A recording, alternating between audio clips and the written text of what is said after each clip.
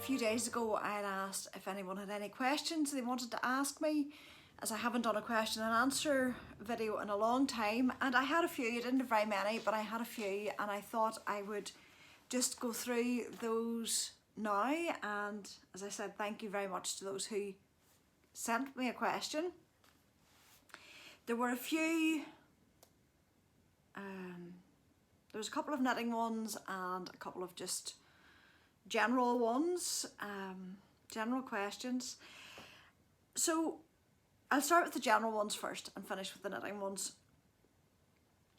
A couple of the general questions were about actually my travel plans and when I would be coming back to Canada.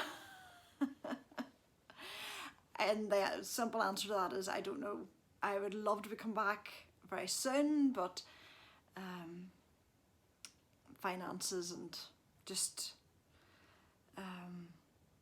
commitments at home are the things that dictate that. I did get asked when I was coming to Vancouver Island. That is definitely somewhere I'd like to see, but will very much be when I've saved up pennies. That's quite a big trip. But I love Canada, as you know, and the sooner I can get back, the better. I miss my friends there. It's lovely being able to talk to everybody online, but it's even better when you can give people a proper hug and spend some time with them. So hopefully Canada will be on my list of places to travel to quite soon. Emma, who is Woolly Mammoth Fibre Company, asked me when I was coming to see her. That's much more doable. Emma lives about an hour from me, and I haven't seen her now in a good few months, but we've arranged that over the next week or two we will get to see each other, and maybe you'll see it on here at some point. We always have a good time, and actually the last proper, I think, video podcast that I had recorded was an interview with Emma, and I'll link that up above, that if you want to go back and see that. But yes, Emma, I'm coming to see you soon. I got asked if I could tell my younger self something, what would it be? And I thought that was a great question, and actually quite a difficult one to answer. But I think it would be to not worry about what other people think. I am a people pleaser, and whilst that is good to some extent, it's also not good in many other ways. So I think it would be to have more, just be confident and confident within myself. I think that would be the main thing. That's what I would like my younger self to have been, much more self-confident, to go for the things that I really wanted and just be happy with the decisions I make and not have to rely on what other people think. I think that would be the main thing I would tell my younger self. I mean, there are many things when you look back on life you would maybe do differently. But on the whole, there's no point in really thinking like that. You kind of have to move forward from where you're at. And the major decisions I've made in life, such as my relationships and family life, I wouldn't change for all the money in the world. So in a way, I have the life that I always wanted.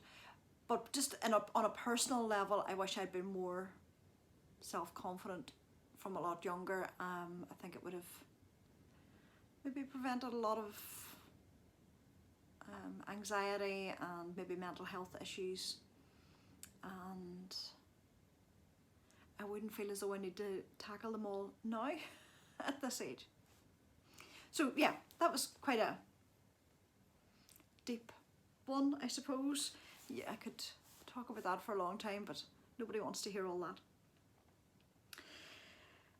I had 3 knitting questions, and the first one was, what is the best jumper sweater pattern of an intermediate level? Ideally not too fitted and easy to care for yarn. Well, leaving the yarn bit aside, I think a good intermediate, and I think it is an intermediate pattern, I don't think it's a beginner's pattern because of the top of it. You will know, if you have followed me for a while, that I love the Ranunculus pattern by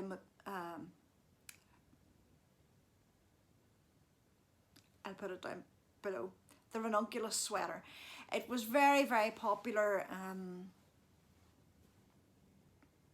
at one point. My friend Selma, Little Big Knits, I think I've lost count of how many she has knit. I have knit 3 full sleeved ones and 1 short sleeved one, and I have yarn for another one, at least 1 more. And it's great because I think the pattern has been changed slightly since I knitted, that I think it can be sized, but certainly when I was knitting it, it was a 1 size. How 1 size that is, I'm not sure. I don't know if that was particularly size inclusive, but it was from the original pattern that I knit this, and because it's knit in a lightweight yarn, although it's quite boxy, it drapes nicely. So I'm short and not the lightest, so I was concerned that boxy would make me look wider, and this didn't. It just drapes really nicely, and although it's initially written as a cropped sweater, I knit it slightly longer in the body because I don't like it too cropped. Again, my shape I don't think suits that. I'm not particularly comfortable in that, so it was easy to adapt lengthwise. As I said, I think you need to be intermediate level to do the top part of it. I know it's taken some people a bit. I found it okay as long as you just trust the pattern and follow the pattern well. But it's definitely, I definitely don't think it's a beginner's pattern. So I think it's a really good intermediate one. It's not fitted, but it doesn't feel as though it's massive just because of the drape. Easy to care for yarn. I think it just depends on the yarn you buy. I mean, most people knit the Ranunculus in either lace weight held with fingering weight, maybe fingering weight, I'll start that again, lace weight held with mohair, or fingering weight maybe held with mohair, or fingering weight on its own. People have knit it with different weights of yarn. Those are the combinations I've used, and you can get easy enough to care for yarn in those weights. You can buy pure wool and yarns that need more attention and maybe hand washing, but there are many big box store yarns that are maybe acrylic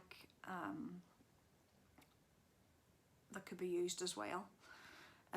Yarn in any pattern, you can substitute yarns as long as you're substituting, I think, like for like in weight. You buy what's within your budget and what the care that you want to give it. That's a very personal thing, but it's easy. Just if you see a pattern that is a fingering weight yarn, you look for fingering weight yarn that you particularly like, and I think that's how I do it anyway. Substitute yarn. So yarn substitution is easy enough, and yeah, it's a pattern that I would like. I will pop in a photograph of the first one that I knit, and There is a Ravelry page, I think, on it. I don't keep up with my Ravelry pages at all, which you will have seen if you go looking.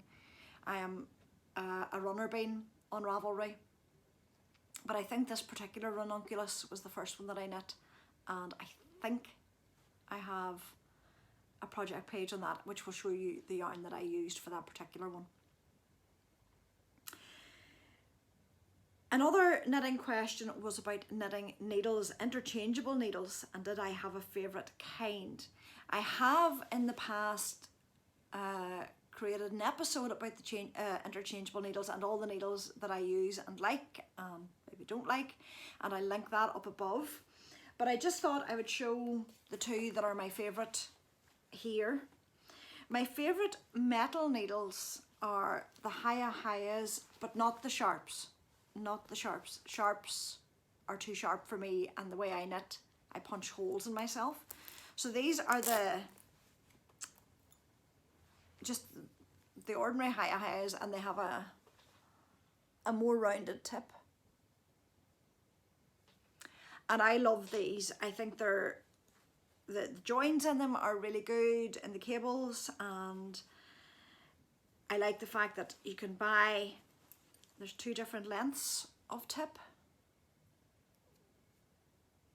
And these are great if you're doing shorter circumference sleeves and things. But I love these, and I particularly like, because I knit a lot of woolly wool, I like metal needles on 100% wool because it slides better. Woolly wool can grip too much on wooden needles, so I tend to go for metal needles for that type of knit. There are lots of brands out there. I mean, I like Chiagu needles, but I only have random. I don't have a full set of those. I do like those. The only thing, I find the cable quite rigid, more rigid than some of these. So for me, it can create a ladder sometimes in my work. I like the softer nylon-y cables, the Hayas. So I really like those. I do like the Zings, Knit Pro Zings as well,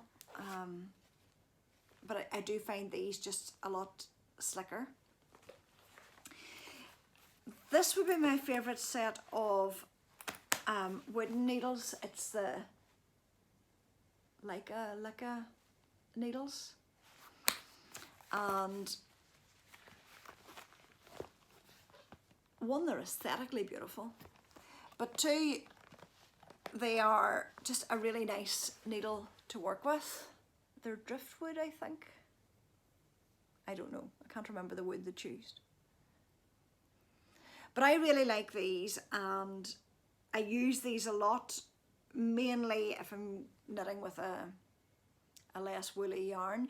Although these are quite slick for a bamboo needle, they don't grip the way some bamboo does.